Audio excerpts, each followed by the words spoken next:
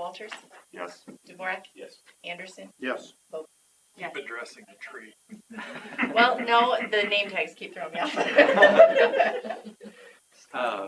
Item 4, public hearings. We have no public hearings tonight, so we are just going to move past that to agenda item number 5, which is presentations.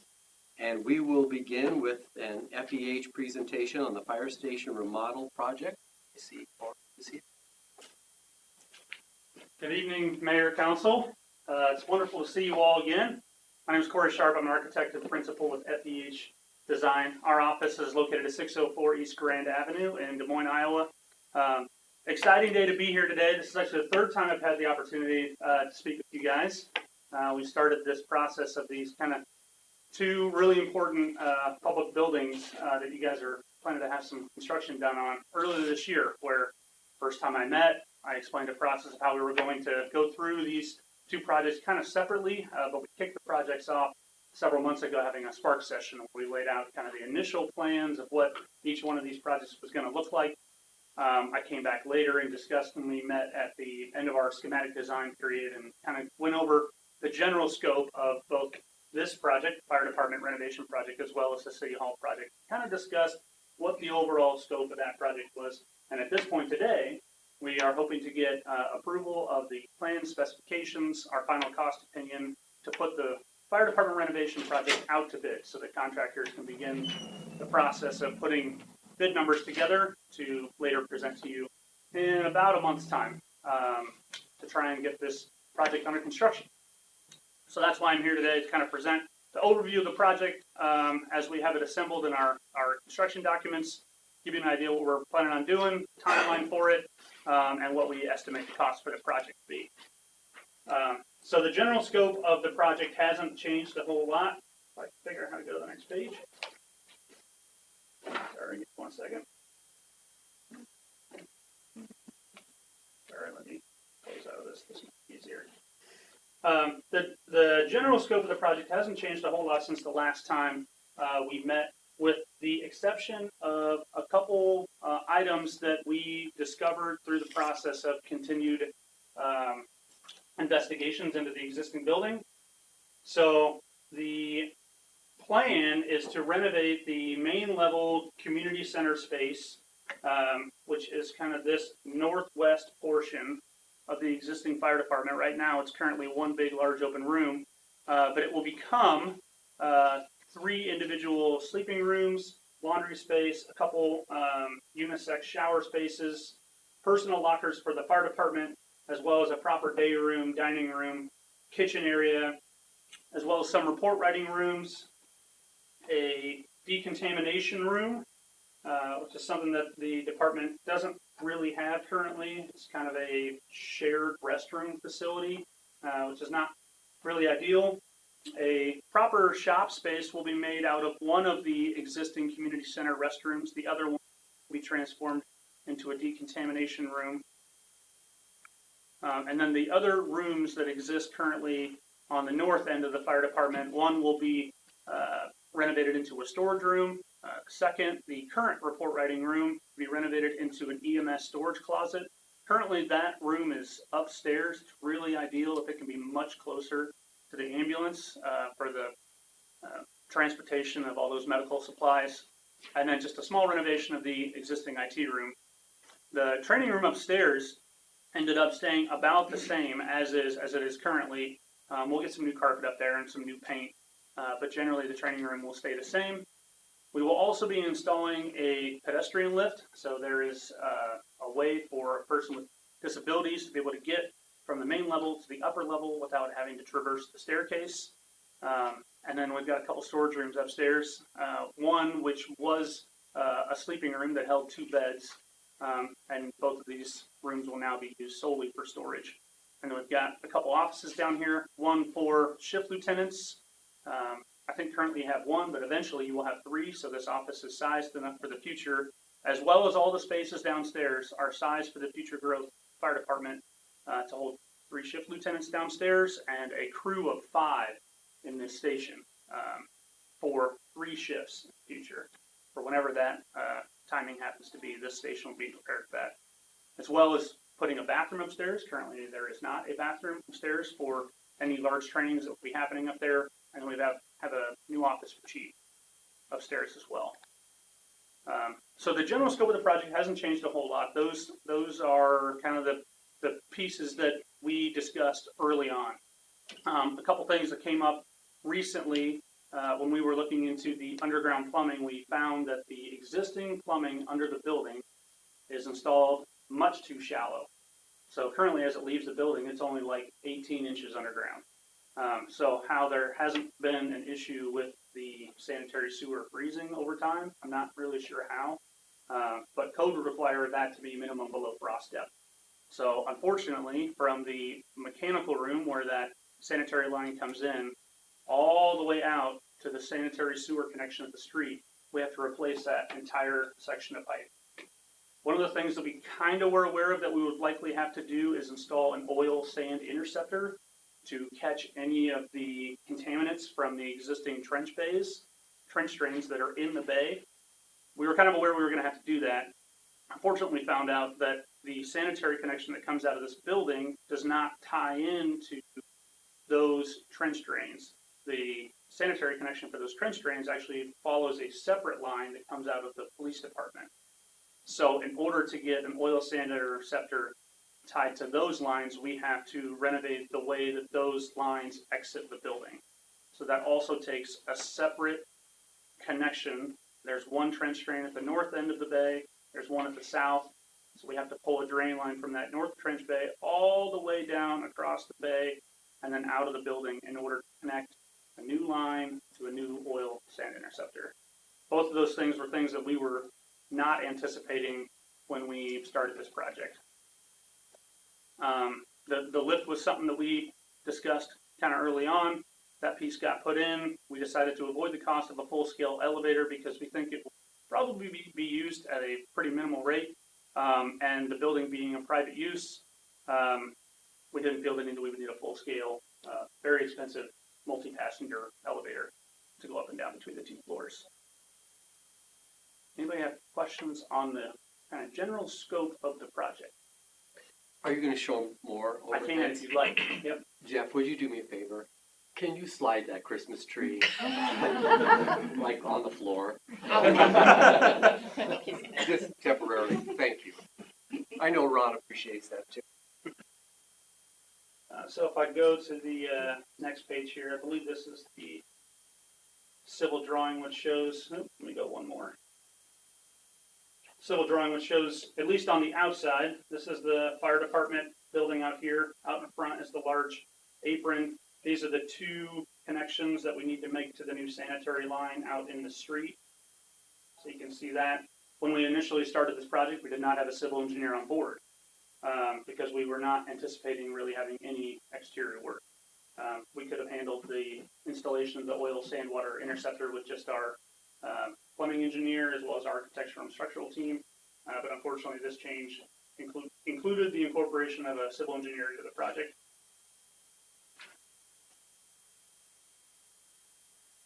These plans here, I kind of showed you the final plans. These plans here kind of illustrate a little bit of the demolition that's going to be required. You can see we're removing several walls, some doors. Some walls are remaining as they are load bearing. If you can see this concrete hatch, that's kind of the amount of flooring that's going to need to be removed from the existing floor in order to get all the new showers, toilets, laundry facilities into this area. So kind of identifying that. One of the things the city is planning on providing for this project is the removal of several of the items that are over there, so that we can try and save some of the contractors' cost on additional demolition for something that the city's pretty capable of doing themselves. So the drainage additions you were talking about earlier, those are just additions. We didn't take any nice to haves off from previous versions of the remodel. At one point, there was an inclusion of 2 restrooms upstairs because we felt, depending on the number of people that would be using that training room upstairs, we actually had at one point 2 separate restrooms upstairs. So one of the cost measures was to remove one of those restrooms upstairs. There were also several other little things that we went through on a cost analysis to try and bring the budget kind of within reach. Okay. Chief, from your perspective, anything hugely compromising? The only thing I'm worried about is how they're gonna tear our apron up, save space for us to get out, but figure that out when we get to it. And that's going to be a tricky thing if we're going to have the contractor phase that project, because it will essentially wipe out all of the apron. So whether we do it one piece at a time or all at once, it may cause some good amount of time to provide that. We'll get to the construction transition plans. I just want to make sure what we're doing. I know a lot of it isn't even building for the future because it's stuff that we should have done a while ago to get us to what we quite honestly need now. But I just want to make sure that we're not compromising anything that gets us as functional as we should be, I guess. Yeah, we didn't really have to make any huge compromises. 2-bathroom thing really is no big deal. One will be plenty. We have very large trains. Hopefully in the future we can use across the street. But we really haven't had to cut back these pieces like that, so this will be sufficient for next.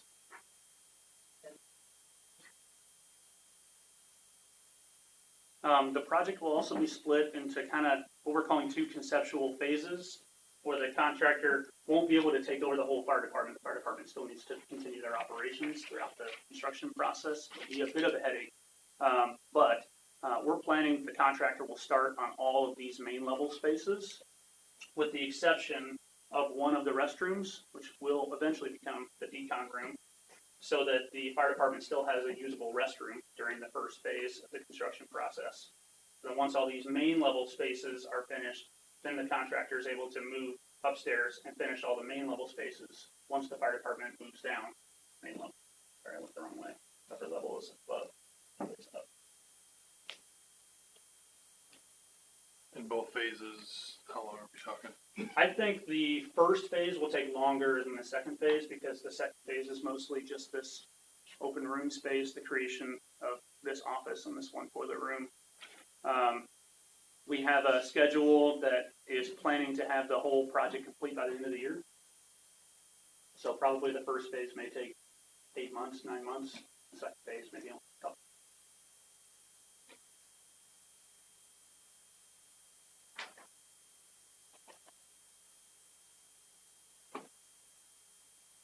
I'd like to cover quick our estimate of costs on this. So there's kind of 2 pieces to this. The first piece is the general construction cost. These are all the things that are related to what the general contractor will provide, the costs associated with what the general contractor will provide. These line items here kind of divide up the construction process into several different divisions. We've kind of got prices listed for each division, and it's kind of hard to see on this screen over here. But we've done this cost analysis at several phases. So we did a design development phase, kind of did sort of an 85% phase, and then today is this 100% phase. I think I submitted this to you on the 6th of December. That's why that date doesn't say 15th. So at the end of today, our estimated cost for the construction of the project is $995,344. That is the price we hope to receive, if not lower, on bid day, about a month from now. We are also including a construction contingency. Because it is an existing building, this percentage is higher than we typically have. When I come in and present our final estimate for the city hall, this number will probably be like 5%, not 15%. But because it's an existing building, we found some things that we weren't expecting already. We felt that we needed to keep this contingency kind of high. It amounts to about $150,000. So if you include the contingency and what we imagine the bid price at, we're about $1.14 million for the general construction of the project. There's a number of soft costs that we have listed below. These are things that typically the owner will procure separately. These are things like, I guess I still have staking in here, but we will have some staking for the sanitary lines. our design fees. We've got printing. This will go out to a print shop that may end up printing several hard copies for interested bidders. IT to get internet services kind of rearranged. Plan review fees, permit fees, insurance, special equipment, appliances, all that sort of thing. And then even a contingency for soft costs, things we don't anticipate on the soft cost side for several contract sort of things. So when you add all of that up, we're at about 1.3 million for total project cost. When we started this process, I believe the target budget was 750 to 850,000. So this is obviously more substantial than that number.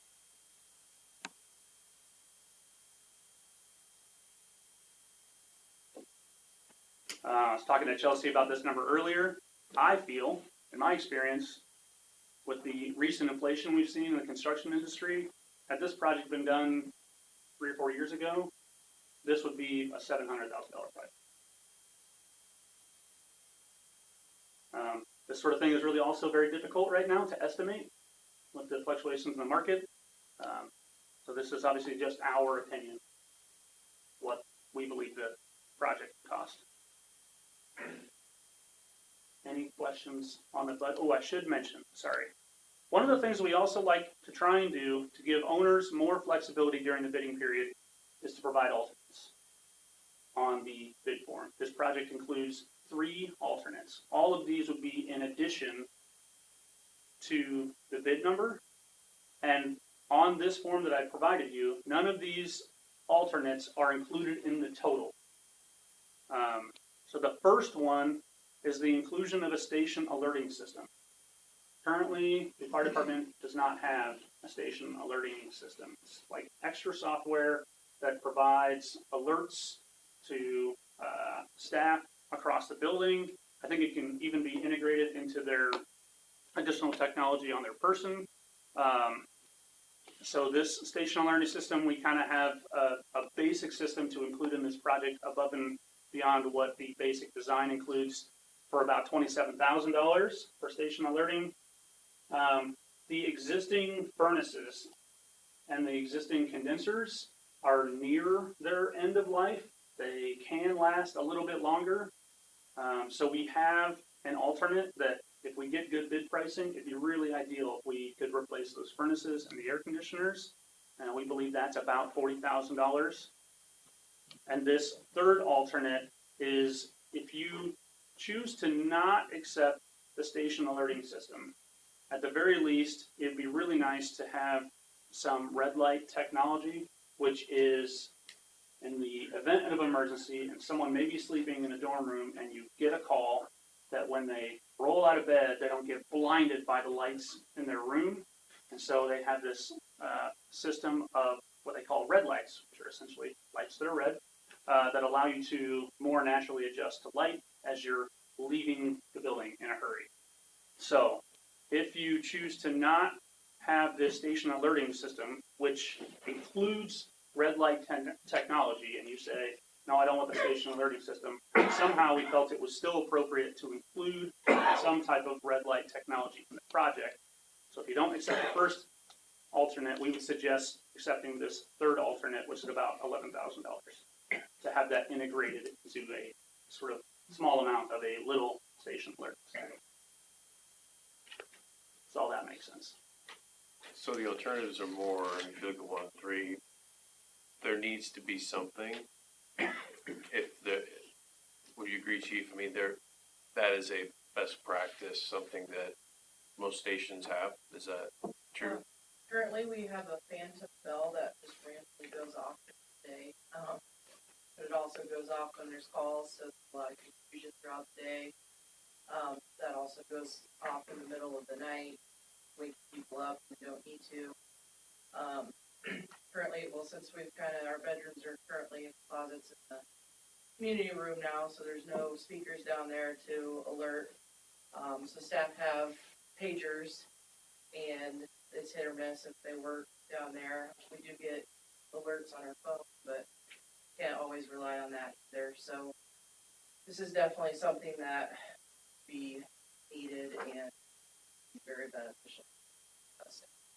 Yeah, so I think it's, speaking for myself, it's not even an alternate, it's something we have to have. We're gonna put this much money into a building and miss some of the features that will better alert our emergency response to save our lives. I think it's probably good money spent, save whoever's that may be, and help on that side. I think not Does he spending look at that. me?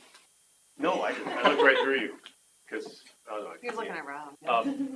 I think we need to, same with furnaces and condensers, the cost of doing business and it's not going down. It'll continue to go up, don't always go down, so why not just take advantage of that cheaper money that we've been able to, that we will utilize and do it correctly. So that's just my thought. I have no expertise on what's being put in there and the costs. Those are all up to you guys to have done already. So making that decision on a broad scope is the biggest thing. I will say, the alerting system, there's one that you get for $20,000 or something, you get for $200,000. Just so you know, for reference, we've chosen the more basic package that will still alert us the way we alert.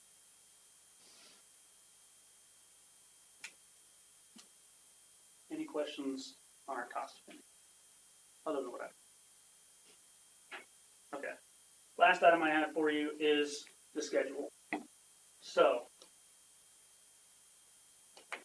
we are here today, I should say, originally, this meeting was scheduled for the 12th. We got bumped to the 14th. So this plan's available to bidders, be tomorrow, 15th.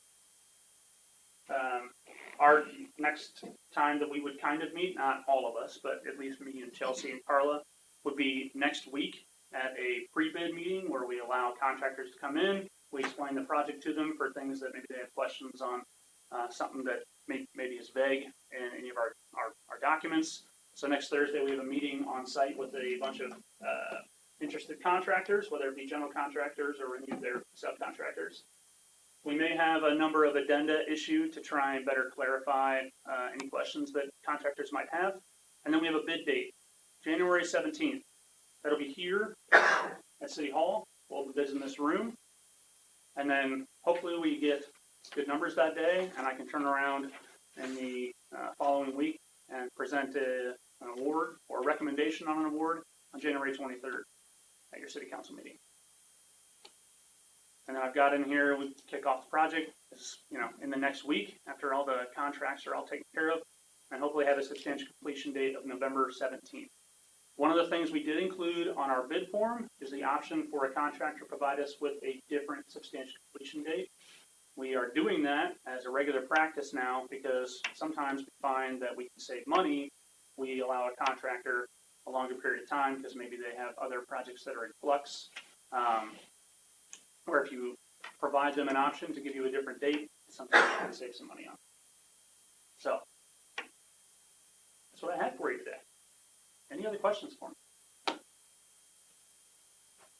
No questions, I guess.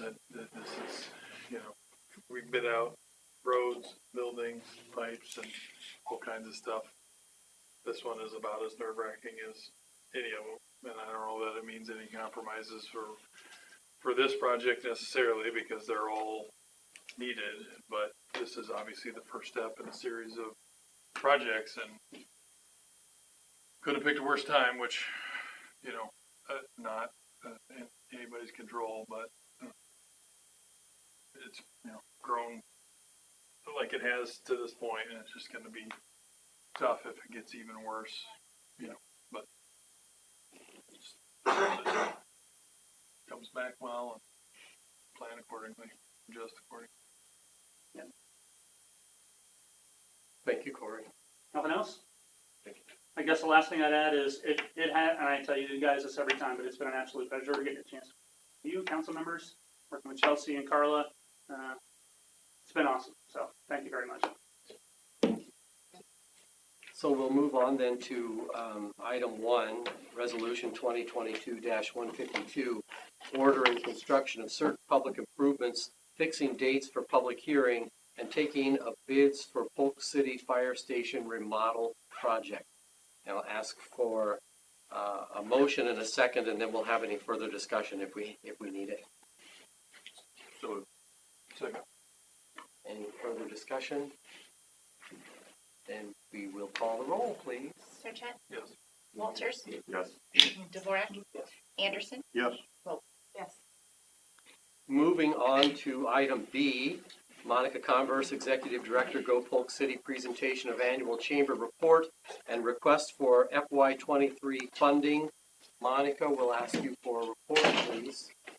Looks like you're already there. Now it's on my slide. All right, good evening. Happy to be here and give you an overview of what we've been up to at Polk City so far in 2022. Hopefully I'm not a new face to many of you, but I am Monica Converse, the new Executive Director. I started on June 20th of this year, so for reference, a lot of the stuff you're going to hear about is really just shy of 6 months old. So that's kind of what the focus of my conversation is going to be tonight. But I have been a resident since 2015, so again, hopefully I'm not based here.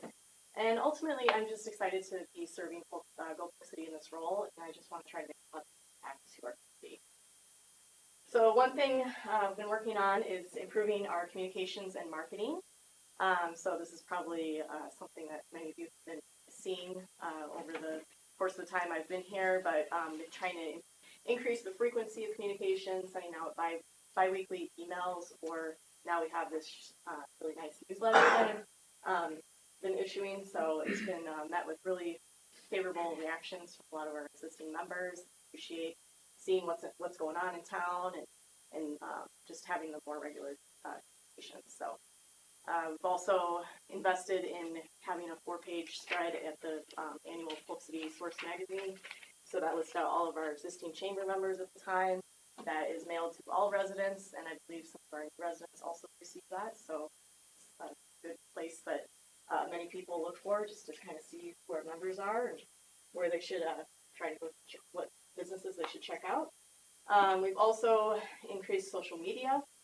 So we've been on Facebook for a long time, but we've recently added Instagram, LinkedIn, and TikTok. Full disclosure, I've had some high school students help me build this up, so they had some compelling reasons to consider this, and I've also heard from some of our business members that they would like to see more of that. So it's still a work in progress, but I'm trying things. So Ron, you can help TikTok, can you? What? That's fine. Does that have anything to do with the grandfather clock? a little bit about our chamber members. So I've been trying to get out and meet with members. I have not been able to catch everyone. I have a little over 90 members now. So, but I'll continue to work on that in 2023. Recently just revamped some of our membership benefits, and we're in a renewal period right now. So members just received information about what's ahead for them. We've been doing monthly luncheons since September. So this picture here was Chelsea was our speaker at our September luncheon. We had Meg Schneider from the Greater Des Moines Partnership speak at our October luncheon. Rich Leopold, Director for Polk County Conservation, in November. And then just today, we actually had our December holiday luncheon, and it featured our new members. So one thing that's been kind of fun and something I'm very proud of is that we've grown our membership in Polk City by 26%. So I'll just kind of flip to this slide. This is some of our new businesses or organizations that have joined our community. All but one of them have joined since June. We've been also having some fun. Lots of things going on in town. So we've celebrated with ribbon cuttings to Polk City Nutrition. There was some new ownership there earlier this summer. We celebrated the opening of a much needed new daycare in town, Lakes Early Learning Center, All Seasons Veterinary, with groundbreaking celebration for Home State Bank. We also did ribbon cuttings for Big Creek Elementary, Kimberly's Crossroads Lakes housing development, and then just last week we had celebrated the expansion of Rock Valley. There. Also welcome some new businesses. Again, Lakes Early Learning Center, definitely a need for additional childcare in this community. All Seasons Veterinary, Nala Thrift just joined us recently, new business here in town, and then coming soon, hopefully, Home State Bank, Scooters, On With Life, and the highly anticipated Mexican. We've also had a lot of different events going on. So we had our annual golf tournament on July 15th. Four Seasons Fest on the next day after that, which I'll touch on more here shortly. We had farmers markets throughout the summer months. We hosted a chamber trunk or treat on Beggars Night. We had Fall Fest back in October and Light Up Polk City just a couple weeks ago. So briefly touching on some of our Keystone events here. Four Seasons Fest was on July 16th. That was only a couple weeks after I started, so it turned out great for not having a lot of time to invest preparing for it, but there is this really cool tool that I'm taking advantage of, Greater Des Moines Partnership. It actually uses cell phone ping data, and so tracking now 2 years, we have data for our major events of what approximate attendance is at those events. So it uses your cell phone data plus some graphic information from the community and estimates numbers. So this year we estimated about 2,600 people at the event. Last year was about 1,100. And then after the festival this year, I spent a lot of time meeting with individuals that were involved with the festival and just receiving some helpful feedback that is kind of helping us set the path forward for next year's festival, which planning's already. Fall Fest was on October 1st. We had an estimated 2,300 in attendance. Last year was about 1,300. And kudos to the Parks and Rec Department, Jason Tran. He helped me plan that event, so that's just always a nice added source of help. So I appreciate everything that him and his team have done to help with that event. Little shout out here too for Jeff. Thank you. Been doing an excellent job capturing some pictures. So the pictures you're seeing here, take it back. Light Up Polk City was just recently on December 2nd. Estimated attendance about 1,800 people, which was very similar to last year. If you were down there, the square was packed. I think it's because all of those 18 people were there right at 6 o'clock to see the mayor light the square. So, but I think that went off without a hitch for the most part. And we, again, Team Parks and Rec on that event. Another thing I've been spending a lot of time doing is just trying to get involved in different things, get Polk City on the map.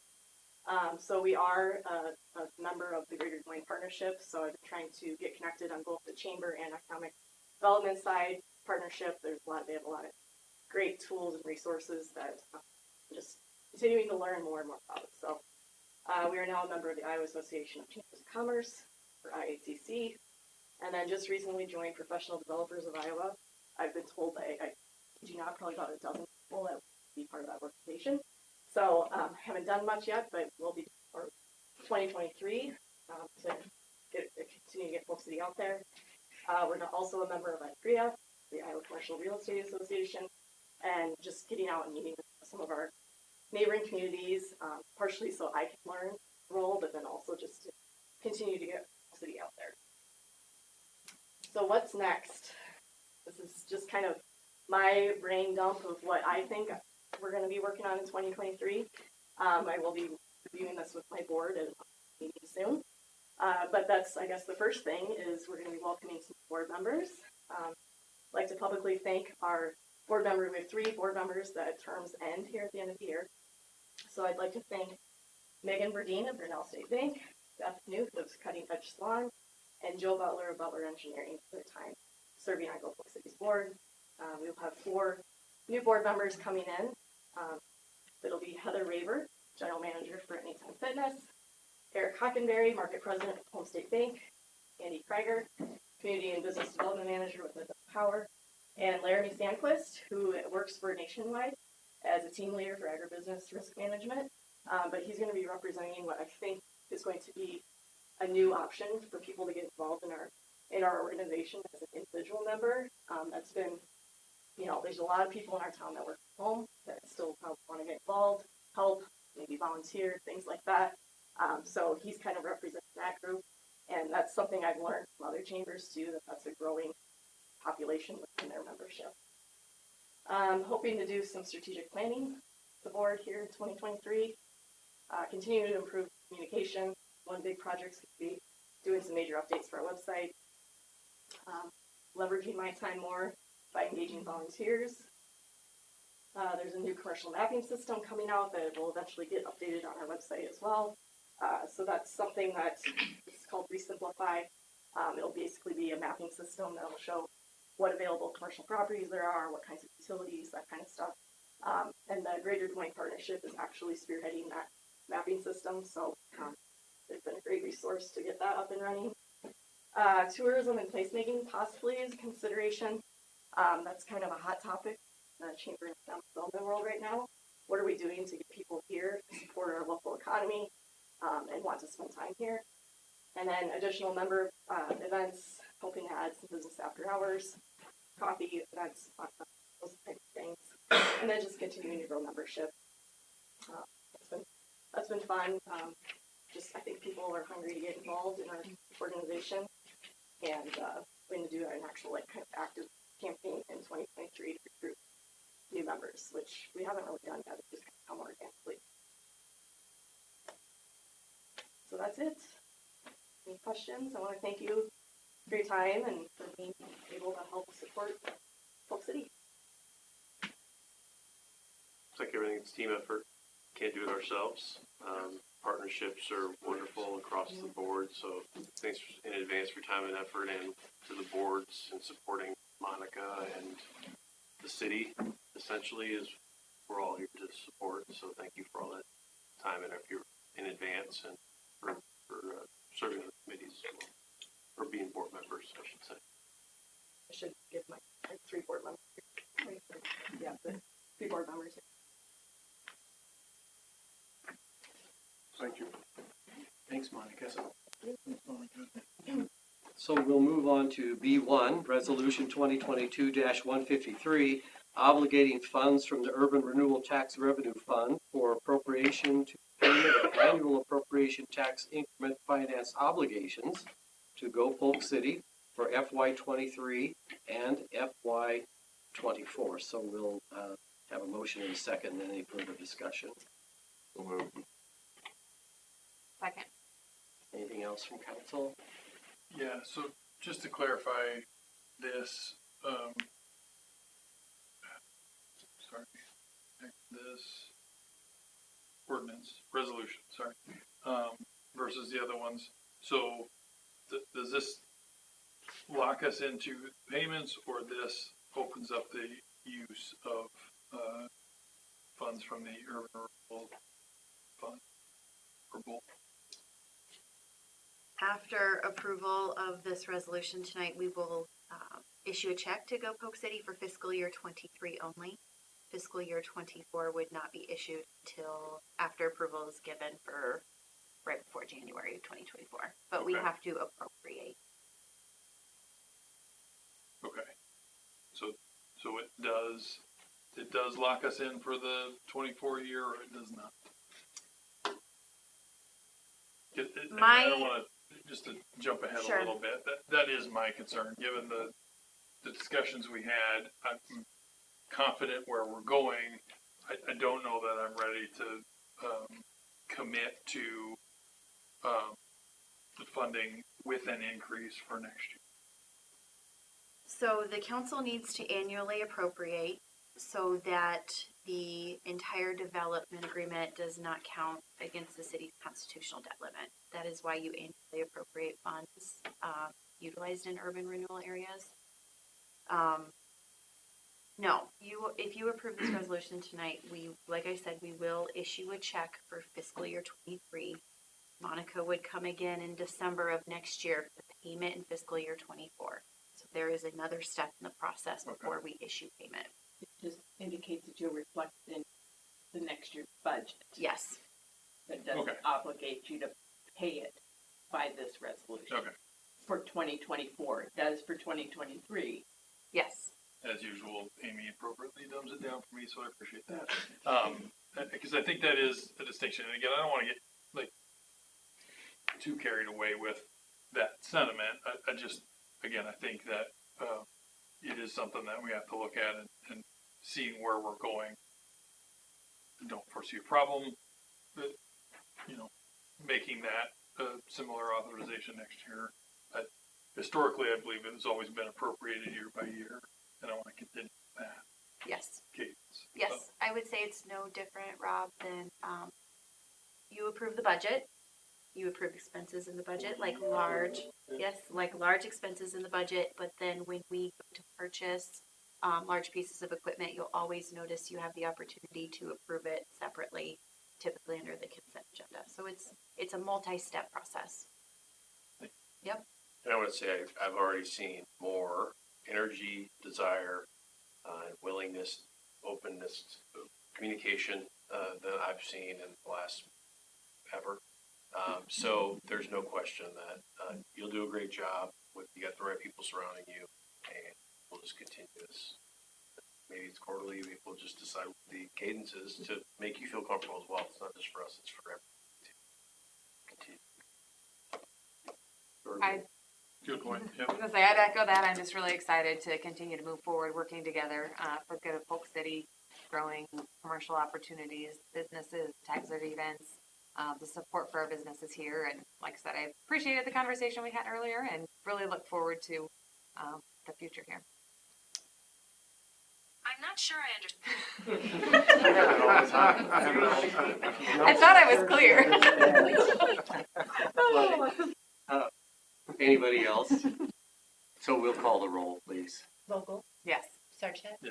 Walters, Yes. DeVore, Anderson. Yes. We'll move on to item C, Saylorville Dam Snowmobile Club. Do we have a speaker? Yes.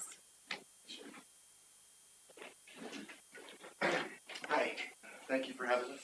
My name is Craig Croffle. I am a member of the Saylorville Dam Snowmobile Club. There's a few members with us tonight. Been a member for 12, 14 years. I'm currently one of our trail coordinators. Kind of help put in charge, putting the signs in, marking our routes. Currently, our trail system is about 100 miles. It travels through the communities currently of Polk City, Sheldall, Slater, Huxley, Cambridge, Maxwell, Collins, Colo, and Zeri. We also have a 12 to 14 mile loop through Big Creek Park. And we also go to Elkhart as well. We have a loop to Elkhart and to Almond as well. A lot of those loops are cross country or through private land, cross country through private land that we have leases and or agreements with, or county ditches. We use the right of way through the ditches. We also travel the Heart of Iowa trail. That's our main trail from Slater to Collins. Collins, thank you. That's about 21 miles of our 100 system, and then 6 of that is Big Creek. The access to and from towns is very important to us. It's where we get on to go. It's where we come back. It's where we get gas. It's where we eat. It's where, as a club, if there's snow here, people come here. If there's snow 2 hours that way, then our club goes that way. Barry is our club president, and Bruno's past president.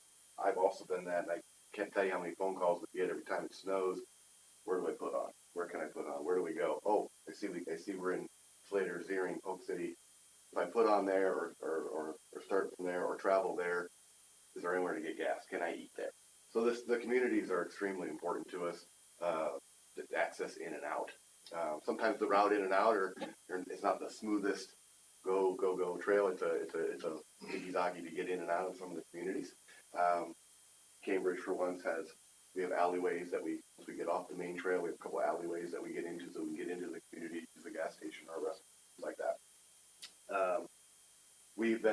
We're almost done marking our existing system right now. We've held off on your community because of the roundabout. Right where the roundabout is on 3rd Street is one of our main. It's our route in. Currently, our route in and out of town. A roundabout to us kind of says more stuff coming. It's going to get a little busier. Speaking with Chief Setzer and the city clerk, Ms. Coffin, they confirmed that would be a difficult future for us to travel in that area. And without saying so, kind of made it clear, like, we're probably going to have to look for a better route. So the club members have gotten together rather than wait or react. We try to be proactive. Barry, the president, and I have walked it. We've driven it. We're confident that we could mark through that roundabout, but we know that you're putting more stuff there, more landscaping, I don't know if there's a fountain going, anything that could go in that's just gonna add more signs and more things to go around.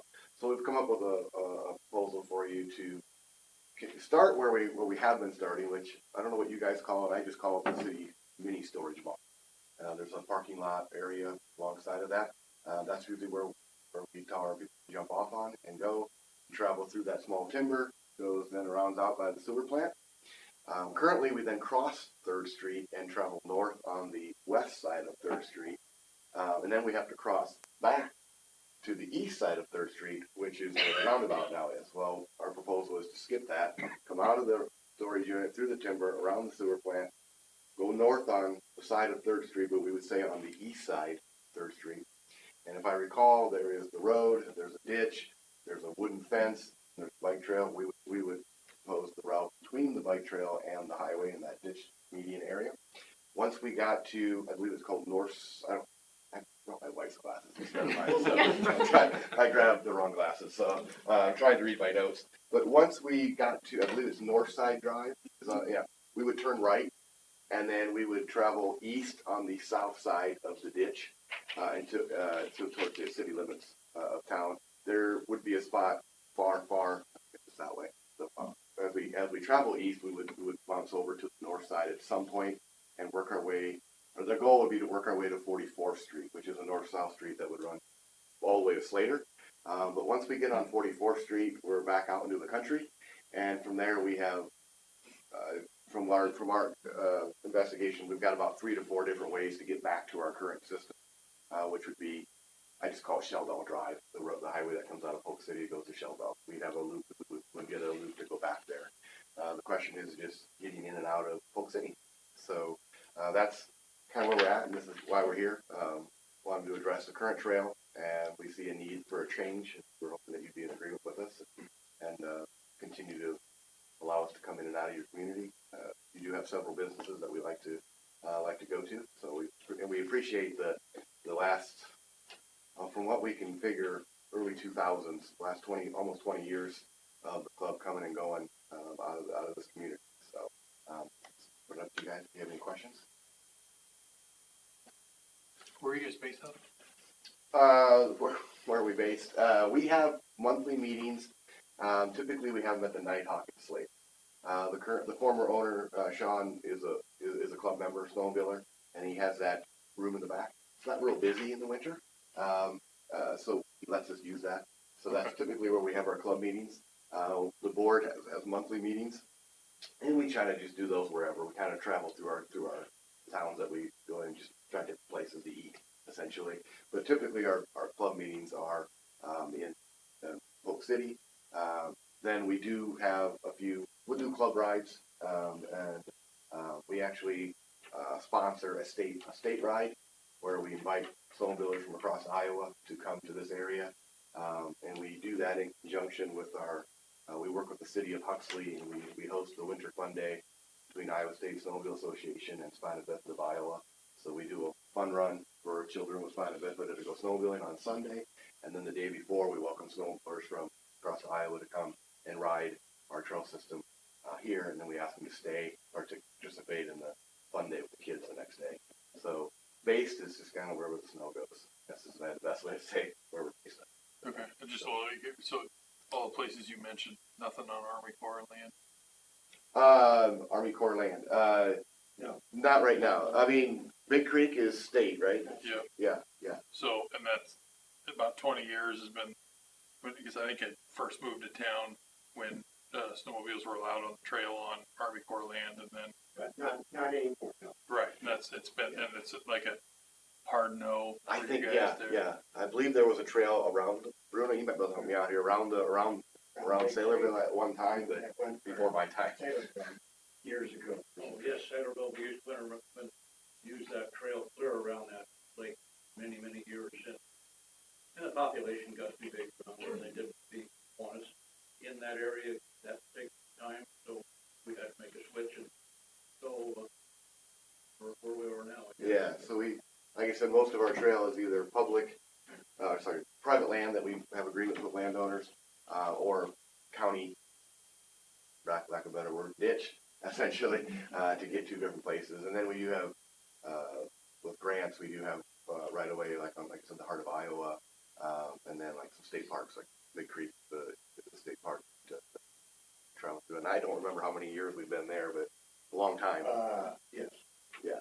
Probably about the same amount of time as coming in Polk City. I would Okay. say. The club. Early 2000s. 2000. Club started in 1973, so the trails have been around longer than I've been around. And so the trails may have changed over the years. We're going to turn 50 next year, the club, so we're really excited about that. So we're Well, so I do think it maybe warrants, have you guys had any conversations with the Army Corps about any, I'm assuming if possible, there's land out there that you guys would like to use, right? Oh, absolutely, if we could. We have not had a conversation with them about traveling across Army Corps land. Greg mentioned that we do furnish liability insurance. Oh, yes. So we do have, the club carries liability insurance for land or communities that we travel through. Okay. To get back to your question about, I think are you speaking about the property east of town here? Just I'm talking about everything. that's by the over lake. here. Yeah, Yeah, we don't travel through there. okay. So the sewer plant I was talking about is, I guess I've always called it the Yeah, sewer plant. yeah. Yep, I got it, water. Water. I do think, yeah. Yeah. I don't know, I think that, I know there was an issue with the bridge, I think when I moved to town and some damage or whatever, and that got shut down, but I think in the conversations with the Army Corps, it would be nice, because it's probably not gonna change, but it's worth asking, because I do think if that were to change, the draw would change dramatically, I would think, and could be a development opportunity for us for the businesses around the square. Yeah. And so right now what we do is we start and stop we don't go to the square, we go to that parking lot, we just walk out. Okay. I mean, some of them have a back door, I think place. Kids always want to go to the ice cream place. A little cold in the winter to go to ice cream, but try it. But if there was a better, don't worry about it. If there was a better route, okay, we're open to that. This is just kind of what we've come up with in a short period of time. We thought the roundabout looked like it's something that we might not get through real well, especially round corners, paved roads, and skis don't turn well on pavement. So straight crosses for us, a little easier for us to traverse when we have to cross the street roundabout. We could do it, but not everybody would do it, I guess, with that. We were trying to make a route that's accessible for any type of rider, I guess is what we're looking for. If that makes sense. Any skill set, I should say. Novice to expert. Well, there have been routes through Polk City before that we designed. Oh, okay. Maybe before 2000. I can't remember, been around for, but as Polk City grew and new developments came, they used to come to east of Casey's and around, I can't even remember exactly where, kind of skirt the refuge and around and back to where you're talking about now. It could come in that way, but that went away. Yeah, the Corps didn't want to cooperate, and Polk City grew, and it was just, we couldn't have them on public streets. Yeah. It was not a good situation, and Yeah, I agree. there were incidents, and I don't know if it was before your club or when, where somebody got out of town because they wanted to visit one of our businesses, and when they got done, they went out and did figure eights in the square, and that wasn't very popular. There were some problems with it. Yeah. So if there are other routes, I'd like to see work with the chief and come up with something that he's agreeable to, if that's okay, and Yeah, this is pretty much it. okay. Discussed it. We've worked with them, and We think it's a lot better route. Yeah, I'm You don't sorry. I have didn't your bring up packet, the laptop. We got, Okay. He just doesn't have his pack with. I think you've worked with Chief, you guys, you've done a great job drawing out what you want to do. If you want to have fun, whatever, as long as it's safe, Appreciate it. there's no, yeah. I'm not one to say, no, you can't drive yourself. And we do put signs when we get to, I guess you could call it the start or the end, depends on what part of the day you're in. If you start here and leave and you come back, as you come in, we do put signs that, it'll tell you not to go any further as far as like when you get to, I'm going to get mini storage lot. when you get there, there'd be a sign that said trail end or no more, so they know not to go up to the square. They know that's the end. You park here, you start here, go to town, you up to get something to eat, walk the hill. So. I really appreciate you guys taking this proactive approach, like recognizing a potential obstacle, getting in front of it, trying to find the safest route. Again, we have a route right now, but again, recognizing the need for a safer route as traffic patterns change here in town. And I also want to thank you for prioritizing the ability to continue coming to Polk City and supporting our businesses here. Thank you. We've been talking about economic development, Yeah. the vibrancy of our town. Maybe I hit it right now. So you did. But even if it wasn't that night, yeah. no, again, I appreciate, like I said, keeping Polk City top of mind and prioritizing coming back here. And we do or in your permission, we do market ourselves. We don't require any financial support or funding from the city. Market our club members, volunteers, and then we do take those markings out at the end of the season, so you know what it is. So What I always felt like those problems might not even been your club members. It was just snowmobilers who say, well, this is where snowmobiles go, so we'll go too. yeah, you know, we're as a And club didn't follow member. the rule. As a club member, we are a minority in the snowmobile world. There's less of club members than there are snowmobile owners. So, you know, I think there's over 1,200 snowmobiles in Polk County, and we go by family or household. We're like 85, 87 households. You got 2 to 3 to 4 sleds per household. So I mean, we're a minority in the county. We feel confident that our members abide by everything. We do use social media pretty actively to promote. Hey, this is a problem. You know, an example was we were riding the Elkhart, and the city called and said, we know it was a club. We know it's not even near your trail, but could you post it? There was someone drove closer than they should have to the cemetery. Let's just put it that way. And rather than say, hey, it's not even on our trail, it's not our problem, we just said, okay, maybe we worded it more correctly than that. But we try to keep in contact with the communities and allow them to come to us, say, hey, we're having an issue, fix this, or address this, do what we can to do that. Yeah. Thank you very Thank you. much. I appreciate it. Thanks. Your wife's glasses look fine on you, man. Thank you, Brad. Appreciate that. Thanks. Sorry about your Christmas. Okay, we'll move on to item 1 there, Resolution 2022-154, designating the route for the operation of snowmobiles within Polk City. We'll motion in a second, and then any further discussion. So moved. Second. Anything else? We'll call the roll then. Vogel? Yes. Sarchet? Yes. Walters? Yes. DeVorak? Anderson? Yes. Okay, we'll move on to item number 6, public comments. This is the time and place for comments for any item other than those that are a public hearing. Did anyone contact us? No, sir. Okay, great. So we will then move on to item number 7 then, which is consent items. And I will ask for a motion, please. Second. And roll call. Vogel? Yes. Sarchet? Walters?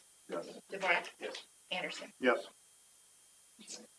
Okay, we'll move on to item 8, business items. A, Resolution 2022-166, approving termination of 28E agreement with Bravo Greater Des Moines.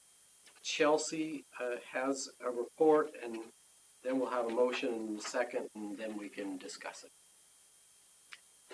For the council's consideration this evening is a resolution to terminate our 28E agreement with Bravo Greater Des Moines. I was directed by the council back in October to have some discussions with Bravo and place this on a future agenda, which is for this evening. You all had asked me to request that Bravo come speak to you, and I think that was very helpful and official.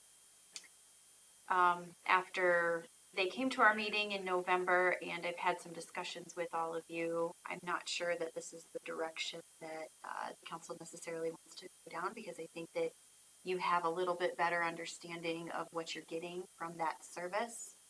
But before you tonight is a resolution that if you do wish to terminate that agreement, we do have to give 18 months notice for that agreement, so. Great. So do we have a motion on item A?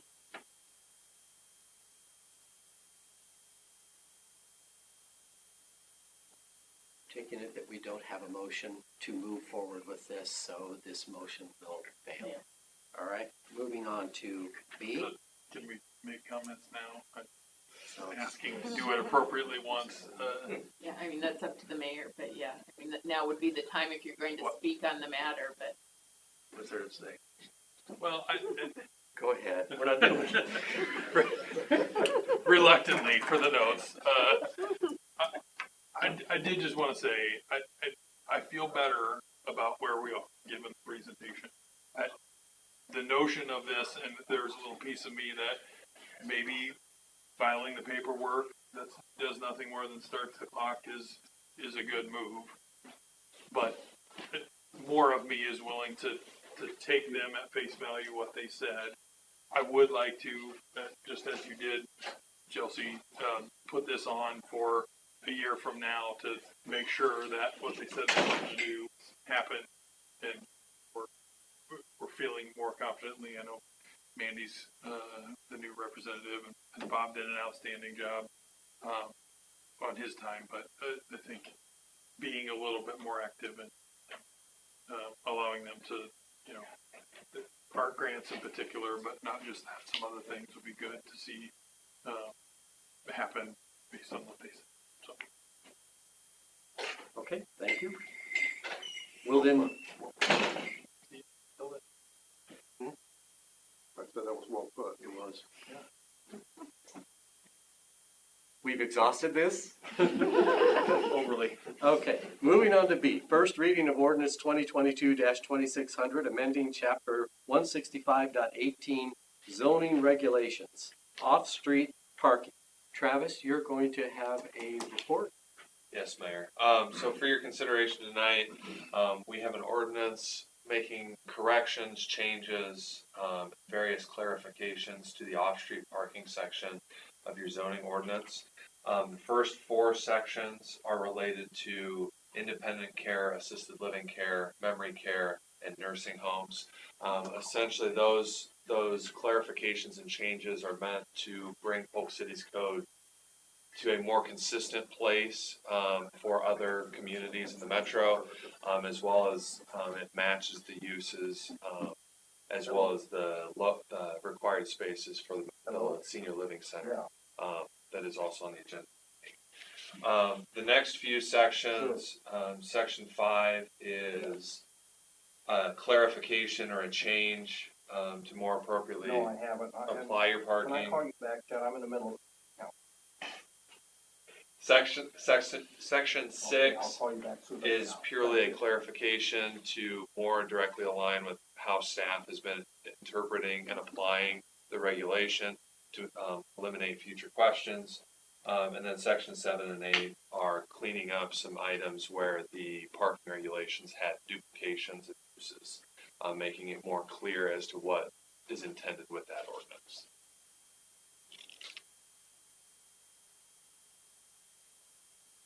That's it? Yep. Okay, thank you, Travis. So we'll have, ask for a motion and a second, and then we'll have any further discussion or questions of Travis. So, Second? anything else? Roll call, please. Vogel? Yes. Sarchet? Yes. Walters? Yes. Morath? Anderson? Yes. Item C, second reading of ordinance 2022-2500, rezoning Leonard Senior Living from R1, single-family residential, to PUD, planned unit development. We don't have a report on this, so we'll just ask for a motion. A second. So moved. Second. Any At the discussion? risk of further alienating myself from the speed of the meeting, I do want to add, so I know it's the second reading and nothing new other than to say that I either was the recipient of or proactively had a ton of conversations, and I do think there are concerns around parking and some of the layout of the structure. That can be addressed through subsequent steps in the process here. But for the rezoning piece, still pretty confident, still excited about the direction. I do want to work with and can hold the developer who said they're willing to, and has to this point demonstrated a willingness to work with the neighbors and so just want to, there's 3 readings of this for a reason. I know it's going to stretch over a longer period of time because we're not going to have a meeting coming up here at the end of the month, but and we got an email today and appreciate that perspective as well. I still see this as a positive, but willing to continue to talk about it, make sure that what we're laying out here, what we've alluded to that's really preliminary and not relevant for the rezoning, but will come in form of site plans and will help resolve as many of those issues as possible. So appreciate you guys coming in. All right, so if nothing else, we will have roll call, please. DeBorak, Yes. Anderson, Yes. Vogel. Yes. Sarchet, Yes. Walters. Yes. Item D, Snyder and Associates October 2022 Engineering Services invoice in the amount of $23,518.25. Well, I'll ask for a motion, please. Second. And roll call. Wait, some discussion. What's a quarter for? Roll call, please. Anderson, Yes. Vogel. Yes. Sarchet, Yes. Walters, Same. DeBorak. Yes. Okay, so item 9 is reports and particulars, and I will begin. Council, you all had council rotation and flow in your packet, and I mean, that's self-explanatory, so thank you for agreeing to follow that rotation and flow for 2023. You're not there. You're 2027, huh? Okay, Yeah. so, I don't think I'll make that. and But then, I'm very happy with it. yes, and then, moving on then to, and I'm not forgetting you, to Iowa Great Places. So I think you'll all remember that we tried to get the Main Street Iowa designation in Polk City and put a lot of effort into that, and that did not work out for us the first time around. So out of discussions about that with others at different events, it became clear to us that we should attempt to go after the Iowa Great Places designation. And Iowa Great Places is somewhat similar to the Main Street program in that you have a key working group, you have a much larger steering committee, and you're really looking at vision planning. The big difference with Iowa Great Places is it's a 10-year commitment. So you have 10 years before you can apply again to look at the kinds of projects that you might like to do in your city over a longer period of time. And I just happened to jot down what the areas were, for example. So there's like 7 of them, I think, or maybe more. Arts and culture. So that would be like murals, downtown events, artwork, and stuff like that. Stuff that we've already, murals, for example, we're already well on the way to having more murals. Architecture would be an example of that would be the Pocket Park, which we now have a grant for, but certain things like that. Then there's diversity, which wayfinding, for example, falls under diversity, figuring out a way to get everybody to where you want them to go. Entrepreneurial incentive for business development, developing a brand and a logo if we want to do that. These are examples of what others have done. Historic fabric, promoting our historical museum, upgrading our historical museum, for example. 3 more. This one we touched on earlier, housing options, looking at ways in which we can expand housing options in the city.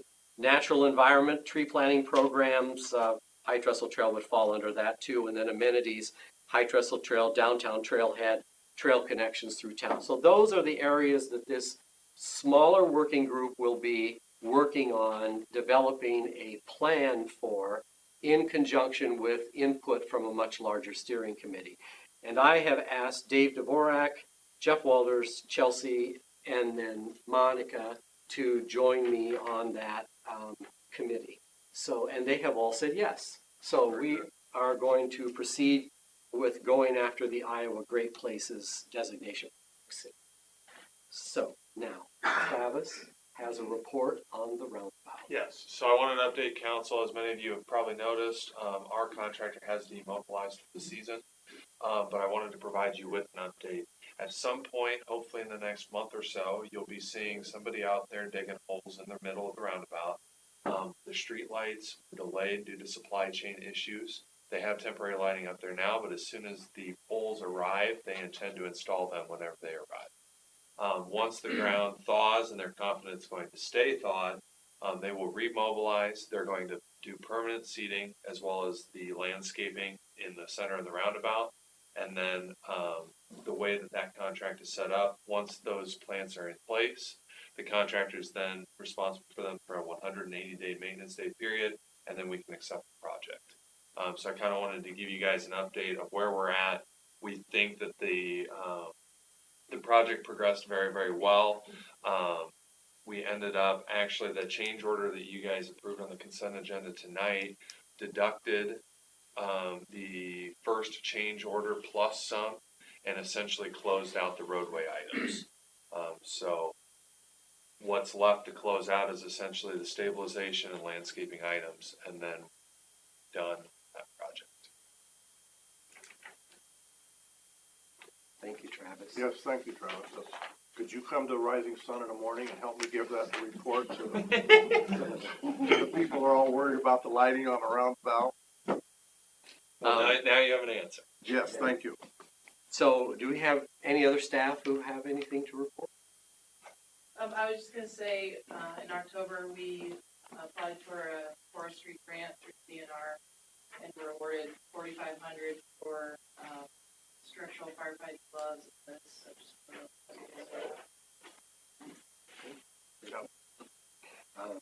Chelsea, do you have anything? No. Council? I'll give a shout out to the library. I was talking to somebody who doesn't live here, and they're talking about, passing through town sometimes. They said, you have such a nice library here in Polk City. They had to stop by and visit for something, so they were very complimentary. Like, they didn't know I was on city, council, anything. They just, out of the blue, said, what a great library we have. And I said, yes, we do. So thanks to Jamie and staff. And, year-end thank you to everybody, staff, employees, volunteers, everything you do. It's been a great year in Polk City, and look forward to next year. Okay, I will ask for a motion to adjourn then. I will do that, but first I'd like to say thanks for the good year. Happy New Year to everybody, and please have Merry Christmas and good holidays. After saying that, I will make a motion to adjourn. Second. All in favor, say aye. Aye. Any opposed, same sign.